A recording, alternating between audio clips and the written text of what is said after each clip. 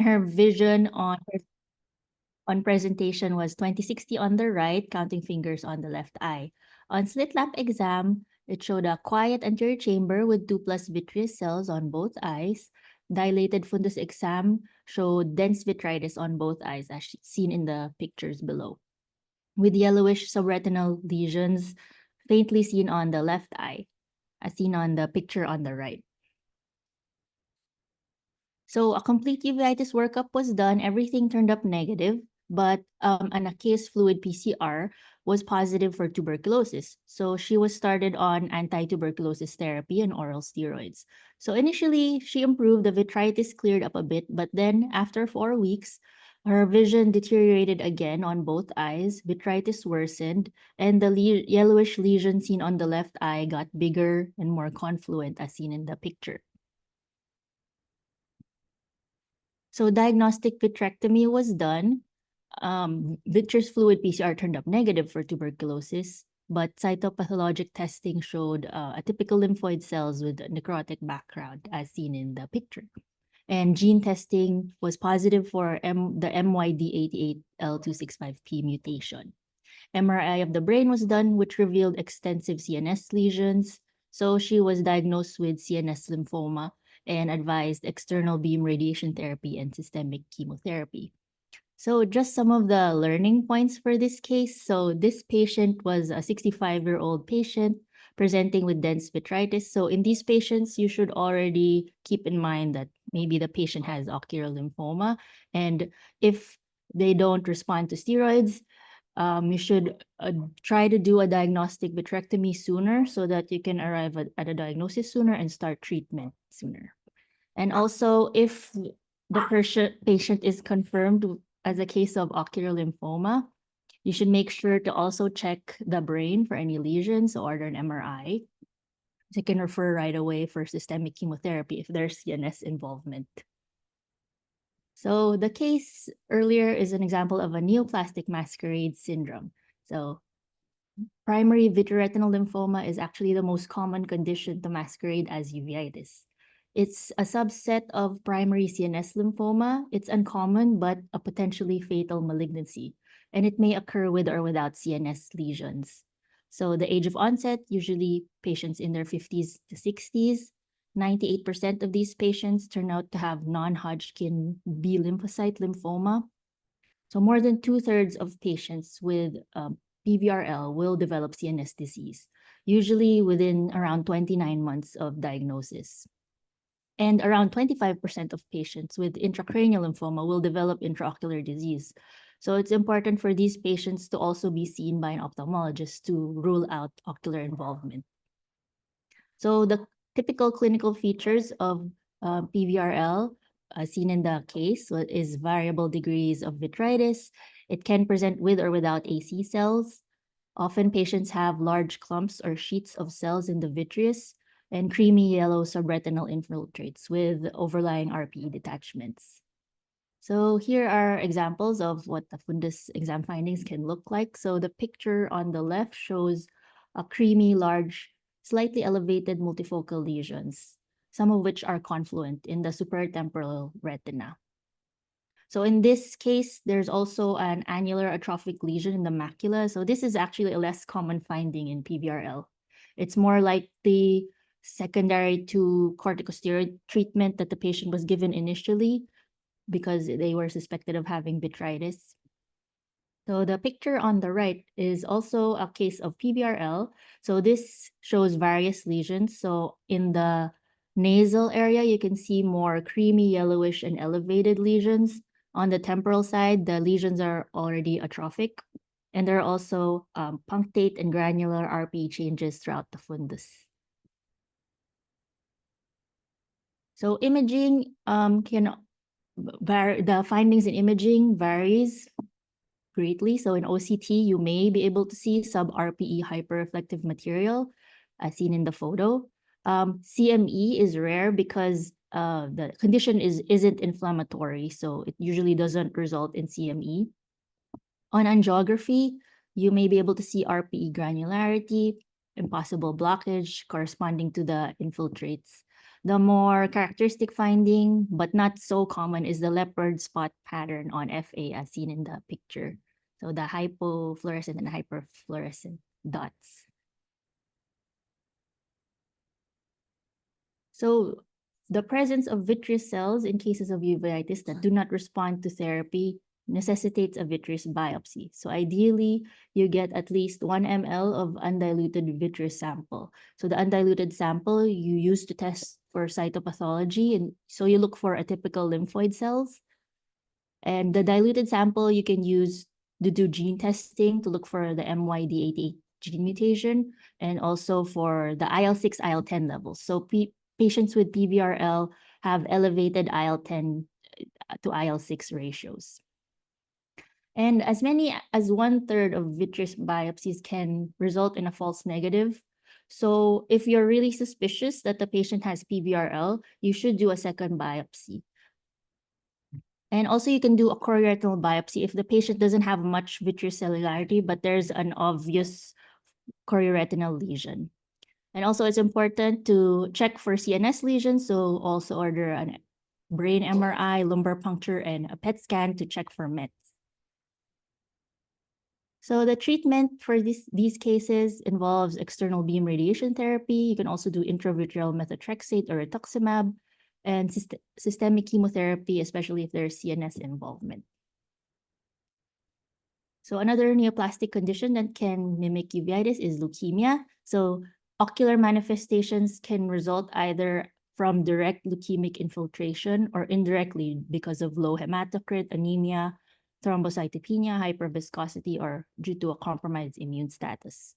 So if the eye is already involved in a patient with leukemia, it's a sign of severe disease, and it also may be the first sign of a relapse. So there are different clinical manifestations. There you may be able to see leukemic infiltrates, a pseudohypopyon like in the picture on top. You may be able to see intraretinal hemorrhages, Roth spots with the white center in the middle of the hemorrhages, cotton wool spots, microaneurysms, vitreous hemorrhage, optic disc edema or hemorrhage. So these pictures are an example of what a leukemic infiltrate looks like. So the picture A and C is the eyes before treatment. So you can see massive infiltration of the optic disc, the macula, and the vitreous. So the pictures B and D are after treatment with intravitreal methotrexate. So there's a massive resorption of the leukemic infiltrate after treatment. So for the diagnosis, imaging is findings are often non-specific. FA and ultrasound isn't very helpful. So you may have to do fine needle aspiration or a diagnostic vitrectomy and look for leukemic blast cells. So for treatment, refer to an oncologist for systemic chemotherapy. You may also do ocular radiotherapy if there is an optic nerve involvement. So next is retinoblastoma. Actually, 1 to 3% of retinoblastoma can mimic inflammation. Usually the diffuse infiltrating type of retinoblastoma is the one that looks like uveitis. This presents in patients 4 to 6 years old. So because in this type of retinoblastoma, there is a low incidence of calcification and you can't really see a well-defined tumor, findings from CT and MRI are less helpful. So it's important if you're suspicious of retinoblastoma and the patient looks like they have vitritis, you should make sure that you exclude retinoblastoma as a diagnosis before doing a vitrectomy because you may induce seeding of the cancer cells. So manifestations include vitreous and anterior segment seeding. This may look like uveitis, a pseudohypopyon, and as I said, there's low incidence of calcification in these cases. So the picture below, the fundus photo, shows the infiltrating retinoblastoma. So you can't really see a tumor. So in this cases, it thickens and opacifies the posterior retina and the optic disc. In this particular case, it spared the macula. That's why it's less white. So some differentiating factors from uveitis. So patients usually don't have any pain, no conjunctival hyperemia, no synechia, no cataract, and no vitreous fibrosis as compared to patients who have uveitis.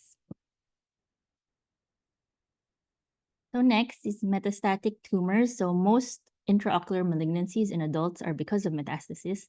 The primary sites are usually from the lung and the breast. The posterior choroid is the most frequent site involved, and it can manifest with vitritis, serous retinal detachment, and sometimes macular edema. Often it's bilateral and multifocal. And it can also metastasize to the anterior uvea. So this can present with cells in the aqueous humor, iris nodules, iris neovascularization, and high IOP. So it's always important to ask patients for a history of malignancy so that you can keep this diagnosis in mind so you don't miss it in case the patient looks like they have uveitis. So next, I'm going to discuss some non-neoplastic masquerade syndromes that can mimic uveitis. So first, retinitis pigmentosa. So uveitis in RP is not very common, but not so rare. So patients may present with vitreous and AC cells and macular edema.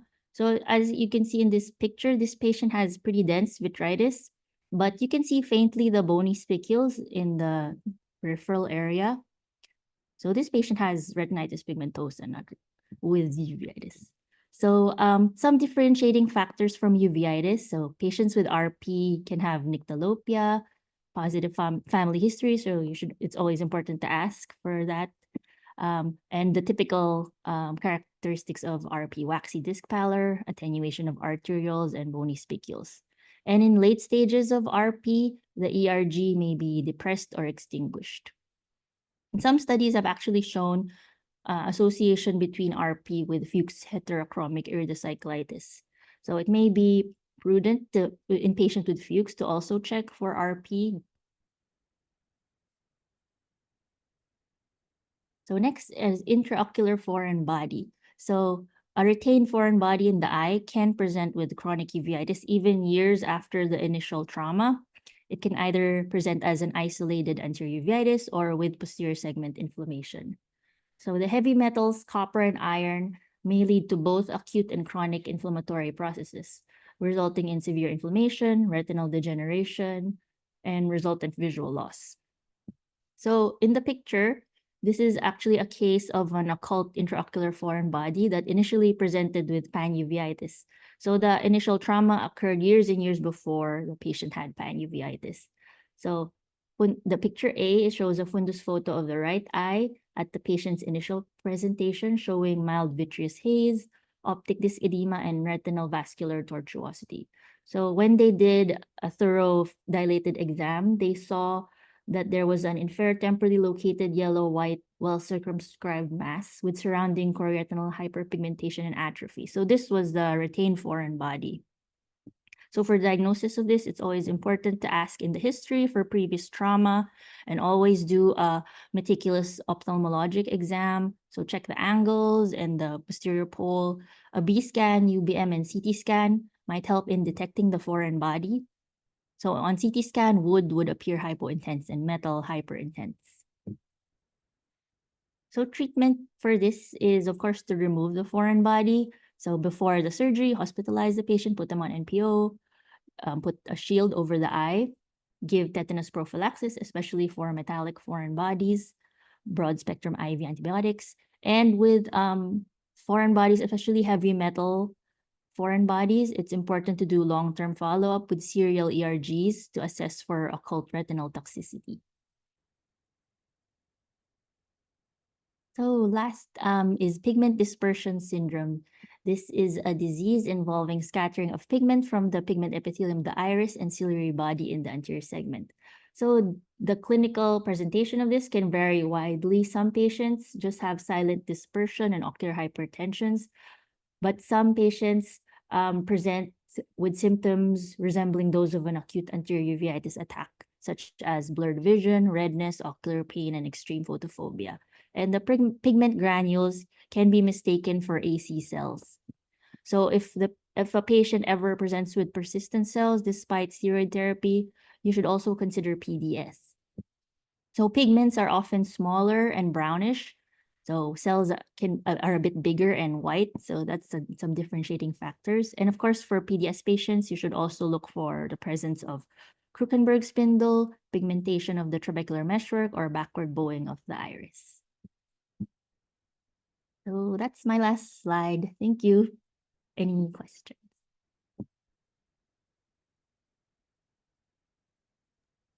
Thank you so much, Paula.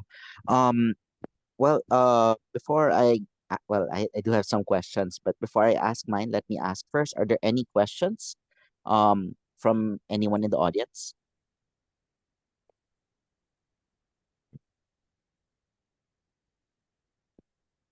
So, Paula, from me, no, kasi uveitis in itself is already pretty rare to encounter in our practices, no, which a lot of our colleagues will attest to.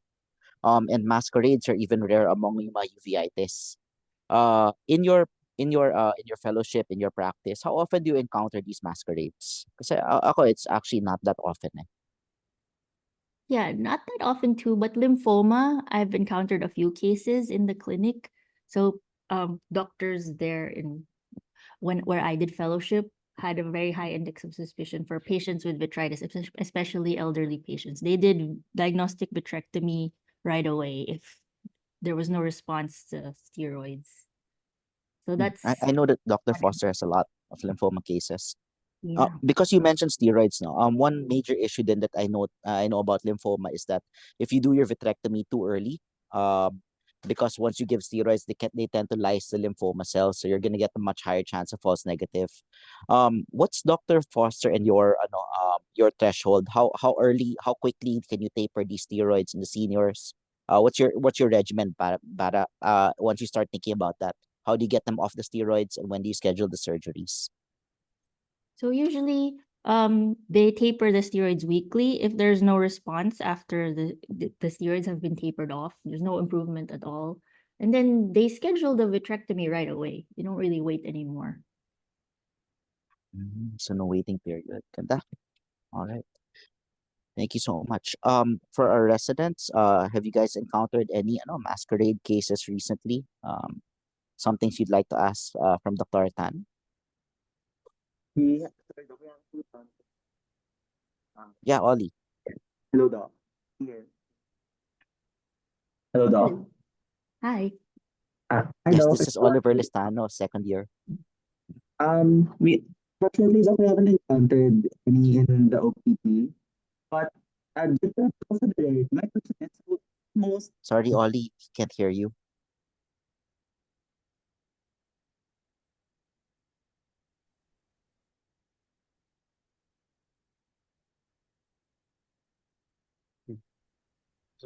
Hello, Doc.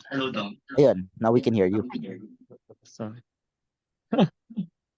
Uh, my question lang, Doc, is if you have any encounters na you would be able to forget. Oh, if I had any Like your memorable. weirdest case, I guess. Oh. Weirdest case. Yeah, Dr. Foster has a lot of weird cases that go by his clinic. Yeah. Of masquerade syndromes? Not really weird, but I think we see a lot of pigment dispersion cases that are often mistaken for uveitis by other doctors. So that's why actually the paper I referenced in my slide was written by Dr. Foster because of that, because it's so often mistaken for uveitis. So because of the pigment dispersion, I assume they also have glaucoma. Sometimes they don't, just the pigments. The pressure is normal in some cases. So just the pigments and no disc Yeah. changes. It's really just pigments, and then it gets confused for uveitis. Yes. Interesting. That's wonderful. Any other questions from the group?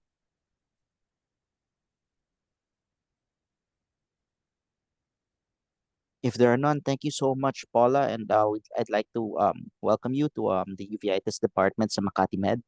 I'm pretty sure you'll have a lot of interesting cases sana din dito, no?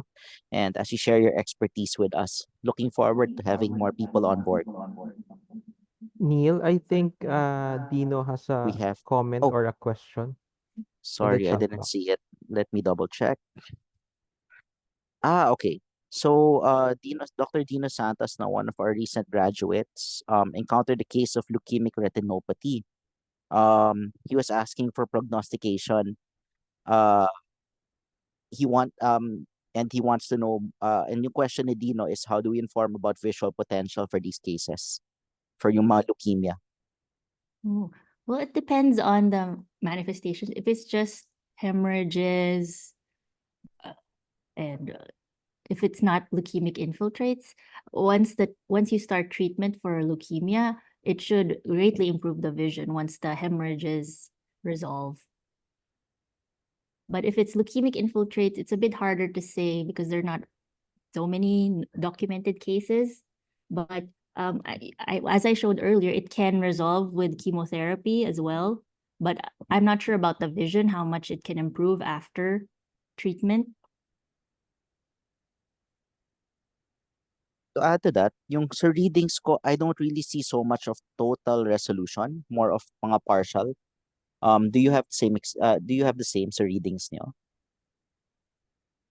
Parang that central area, there will always be a part of atrophy, the dead retina afterwards. Eh. I mean, For I don't have leukemia. that many cases, but that's what I saw. Eh.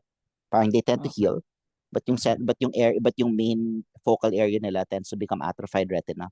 So especially if it's macula involving or optic disc involving, like in that other case that you showed, the prognosis might not be as good in my opinion. Would you concur or do you find Yeah, something better? for leukemic infiltrates, I think you're right. It that permanently damages the retina. So recovery isn't as good. But if it's just hemorrhages, I've seen that recovery is better. Vision can really improve after treatment.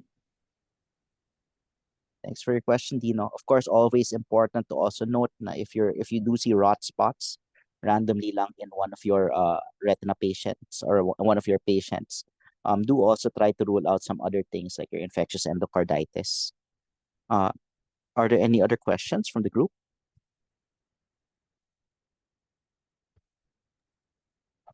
Doc, I have a question pala, Doc. Yes, this is Dr. Malubay, our senior resident, Paula. Doc, may patient ako nakita before. Nag-present siya with parang vitritis. And they found out lang na nagpa-workup na may carotid artery stenosis siya. So, they were thinking OIS yung sakit niya.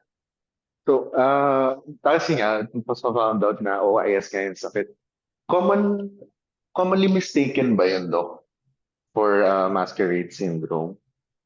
Yes, actually, considered masquerade syndrome din yung OIS. It can present with vitritis, usually may swelling, retinal vascular tortuosity.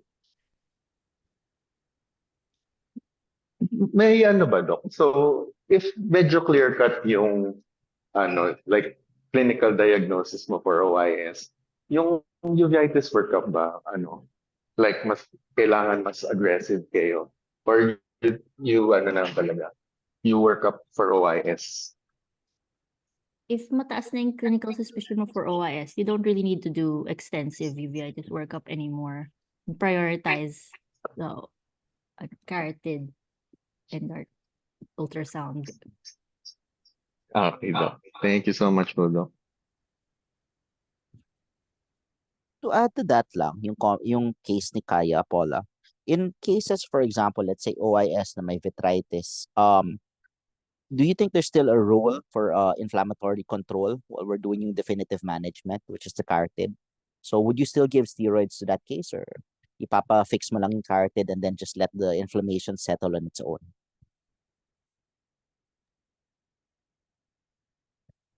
Hello. For me, I would just, if it's already confirmed diagnosis of OIS, I wouldn't really give aggressive steroid treatment anymore.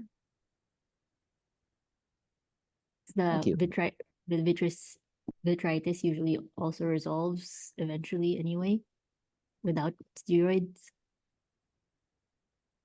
Great. So, Kaya, for your case that then, no? So you could just you guys just manage yung sa leg, and then the rest of it, let it heal naturally. Yes, Doc. Thank you, Doc.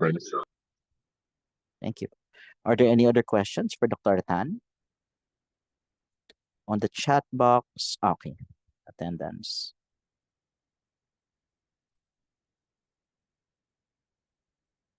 If no other questions, thank you so much for your talk, Paula.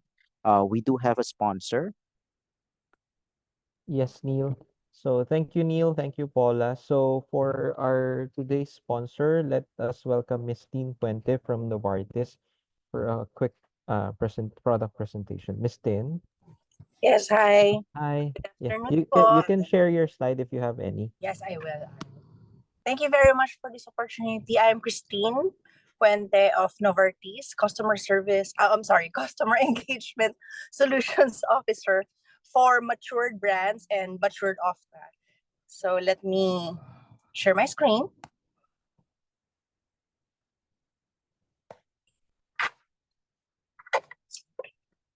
Sorry.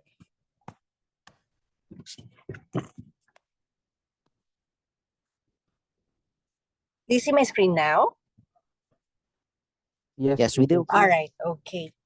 So here you go. Novartis as your partner in Filipino eye care. So these are our products portfolio for of the brands, and we'll go about with this very quick. Okay. So for your anti-VEGFs, we still have our ranibizumab, Lucentis, for wet AMD and across all the indications of Lucentis for BVRO, CVRO, and all of those wide range indications for Lucentis ranibizumab. Unfortunately, our brolucizumab has been nag-stop na po yung pag-market natin ng procure ng Visic brolucizumab in the Philippines. It's starting this October. So ang magiging available na lang po, doctors, for your anti-VEGF would be ranibizumab Lucentis po. Okay, for your antibacterials, we have Tobrex, yung ointment, and then the drops. We also have moxifloxacin Vigamox, Nevanac for your anti-inflammatory. And for antibacterial and anti-inflammatory, we have Tobradex, tobramycin plus dexamethasone, and Vigadexa, which is moxifloxacin plus dexamethasone. So all of these doctors are available. For anti-glaucoma brands, we have our monotherapy brinzolamide Aesop and Travapost, Travatan. We have our combinations, Simbrinza, that's brinzolamide plus brimonidine, and Azarga, which is brinzolamide plus timolol. So that would be all of our these are a few that we are actively promoting. We have a wide range of these of the brands. Just let me know, Doc, if you have any concerns on our of the brands. We still have our Maxi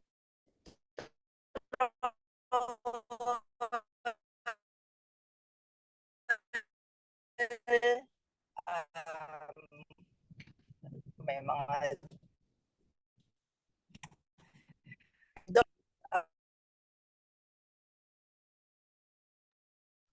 Parang nawawala si ma'am. Yes, Miss Tin, your signal is bad.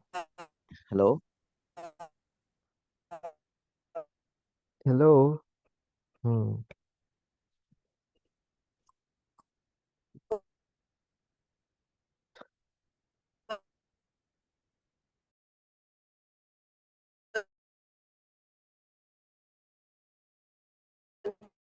concerns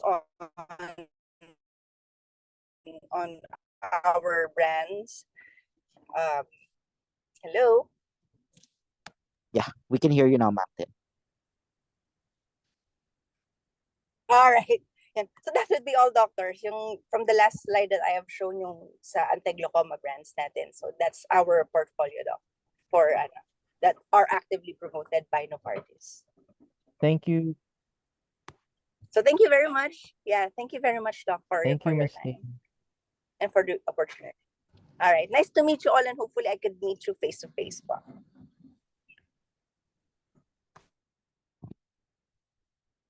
Thank you, Ma'am Tin.